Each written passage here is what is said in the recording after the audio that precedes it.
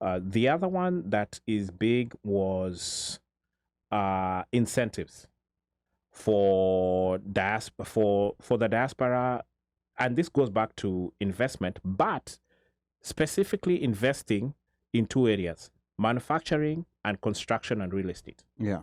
So, of course, we all know that manufacturing in Kenya, in fact, they claim we don't manufacture stuff. And I think it's really more like what we manufacture is so little that you can't even count it.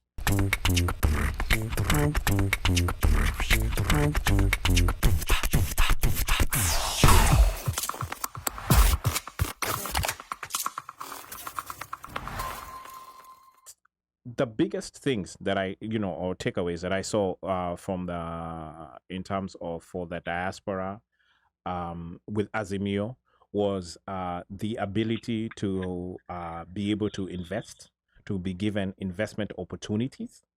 And basically to summarize it all in terms of from an investment perspective, let's just say investment is topic number one, was that they were going to make it easy for those sitting in the diaspora to invest in Kenya, remove red tapes, hurdles, things that we normally go through, almost literally making it such that it would be even possible to have a one-stop shop locally for you to be able to go to that one-stop shop and have the ability to invest. And by that one-stop shop, it was from what I can remember and I can see here is that one-stop shop would be the basically having I think it was either a bank, like more like a diaspora bank, like a diaspora bank. So think of it as I was gonna call it a cooperative or a SACCO for diaspora. You can go there, you can invest, work out your money, use this platform to be able to connect you with home so that you can invest in different things, as opposed to, like going to the different other banks that we have out here. And this is something that's sanctioned by the sitting government, which means probably it's easier to get, red tape and things that are normally blockers that we always go through. Just for instance, even like when you open a bank account in Kenya, somebody's still telling you, oh, we want to know, Sijui, give us your social security numbers, do you have this, all sorts of different things. And then Uncle Sam is over here, you're knocking on your door. Well, if you have this one-stop shop, this diaspora bank, guess what? You're investing as a Kenyan. You're not going in as a Kenyan who is basically quote-unquote banking abroad. Okay. For lack of a better word. All right. So investment and diaspora. Investment for the diaspora. That's, one area. The other thing is remittances. Basically find a better way for these folks who are basically us, who are remitting, because we do remit a lot. In fact, unless I am wrong, we are the number one source of foreign currency. Foreign currency, yes, in Kenya. We are even larger than tourism. And, folks who don't believe me, just go check the numbers. The numbers speak for themselves. Numbers don't lie, baby. They're not lying. And I'd say ever since COVID, our numbers have just kept getting larger. Yes. And kept growing every month. I don't think they've even receded. In fact, they've kept going up. And maybe some of you have been even asked by Wave to verify your income and sijui documents. I don't know, sijui nini. You've been sending too much money. Sijui, I don't know what, because of compliance sake, they have to, tell chaps on this side that, you're not laundering chums. Me, I've been a victim na nimekata kuwatolea vitu, but anyway, that's a different story. Why would somebody want my bank statement? Sorry. Yeah, true that. I can give you my pay stubs if that's what you want. I'll give you my pay stubs, but why do you want my bank statement? So, but anyway. Must be Niger. Neither here or there. But don't be like me. Just maybe cooperate with them. Me, I have other options of sending. And if you want to see me on the side, I'll tell you how you can send your monies to Kenya and which ones are the best ones to use, even if you're going to spend $5. Okay, so remittances is another one, as well as having the other one that is big was incentives for the diaspora, and this goes back to investment, but specifically investing in two areas: manufacturing and construction and real estate. Yeah. So of course, we all know that manufacturing in Kenya, in fact, they claim we don't manufacture stuff. And I think it's really more like what we manufacture is so little that you can't even count it.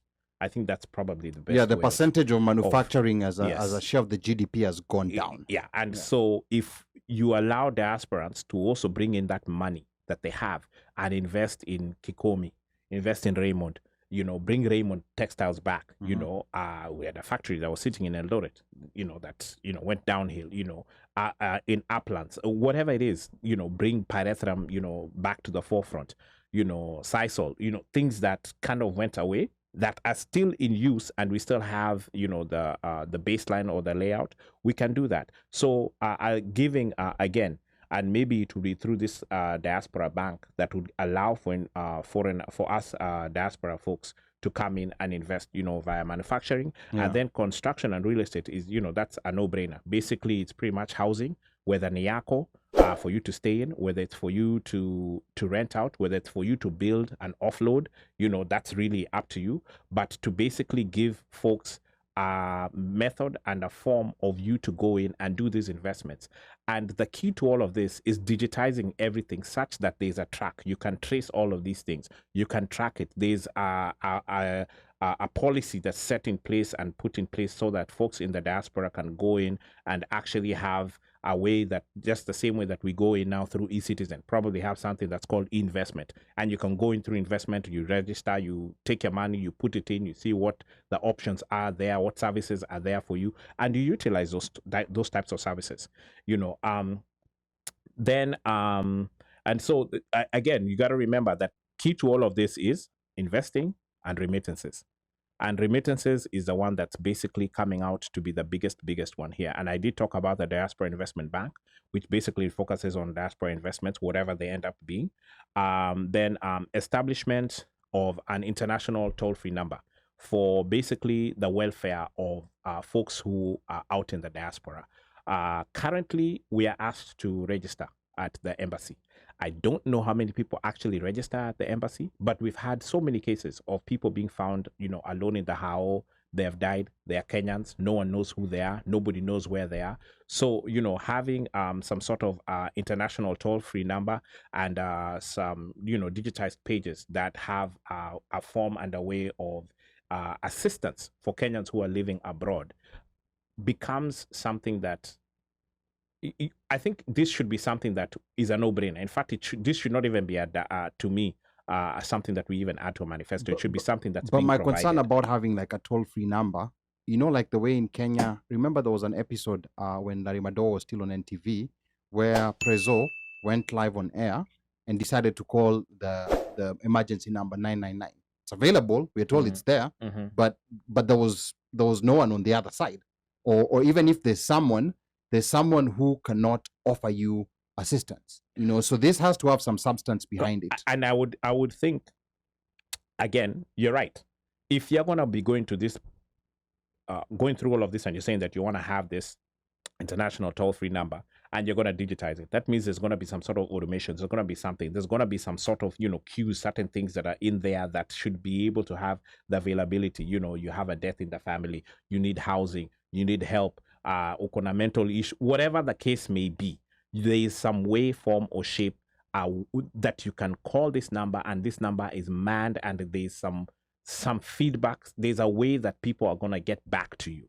That, to me, I think is going to go a long way. And just like you're saying, it has to have form, meat, and substance. It can't just be that one of, okay, do a number, piga number, come in your embassy, alafu kuna mtu anapokea. And even if there's mtu, it's just a busybody who's there. But there's nothing that they can do. If let's say an American in Kenya calls a hotline in, let's say, the embassy for the US, will somebody answer? Yes. And they have a number 24/7, 365. If you're a US citizen and you have a problem anywhere overseas and you call your local, those nyangaos will stop what they're doing to come and shughulikia. They'll come to you if you've been arrested, if you've been involved in any kind of situation. They'll come to you. Even if it's charging you, they're gonna charge you later. Like once they brought you back to the US. But they'll take care of you. Maybe America is a far example to go by, but there's so many other African countries. But living here, I think, based on what, Mosh is saying, and the AZIMIO manifesto, whatever, That, I think, would be a good deal. That would be a good idea, but it would be important to have some substance behind it. Right. There's another aspect here, which I want to touch on, and I know Mosh, like was already planning to go through it, but there's something that I want to touch on, the political aspect of the diaspora. Now, with the AZIMIO Manifesto, specifically talked about the right to register to vote online. So they specifically mentioned that, Okay. So this is something that we can tie them to.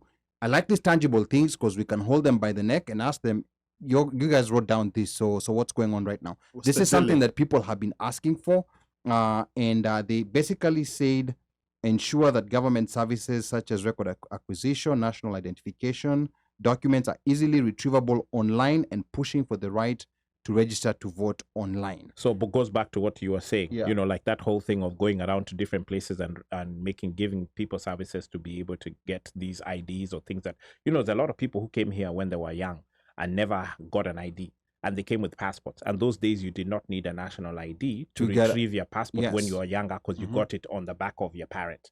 And now you're at the point where you have surpassed that parental nini and you're over 21 and you're trying to renew your to renew your passport, but you can't because you need an ID. Now, beyond needing an ID, if you were born in the United States, before you get the ID, they'll ask you to get something that's called a certificate of a birth abroad, which to me is also extra red tape. I have a niece. So when you say a certificate of a birth abroad, it's a different document from your birth certificate. It's a different, because if you're born in the US, you don't have a Kenyan birth certificate. Sure, you have a US birth certificate. Yeah, you have a US birth certificate. So they will not recognize that. You have to go to the embassy with that. So now they want you to get a certificate to register that you were born abroad. And this, I'm talking about this because this happened to one of my nieces, who had previously gotten a passport. She's still not at the age where she can get an ID. Okay. But now, because she cannot get an ID, they're asking you for that. Now, I don't know if you're over 18 and you were born in the US. I don't know whether they'll ask you to get that first before you get your ID. But let me say this. Yeah. My daughters, well, whatever we live, they've got Kenyan passports. Now, I guess we'll wait until they're 18 to find out if they will ask. Correct, because remember, in order for them to renew, at some point they're going to need Kenyan IDs here's a question. To renew those passports. Because you do need a Kenyan ID to renew a passport. How long ago did they get the Kenyan passports? 2 years ago. 2 years ago. Okay, so that's but they got it on the back of their mom.